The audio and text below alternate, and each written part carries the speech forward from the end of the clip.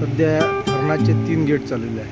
तसं 9 गेटचं धरण आहे, 3 गेट चालू आहे.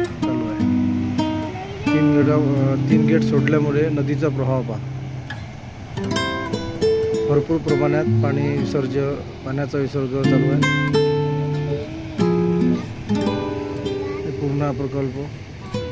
हा पूर्णा प्रकल्प जो आहे, हा पूर्णा प्रकल्प जर तुम्हाला यायचे असेल तर पहिले प्रथम चांदूर बाजारला यायला लागेल.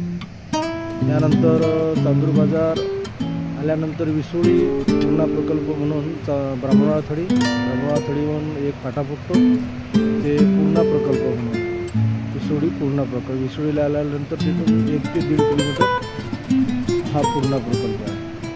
कोणाला जर भेट द्यायचं असेल, हे रमणीय स्थळ जर पाहायचे असेल तर येऊ शकता. खूप आनंदमय आहे.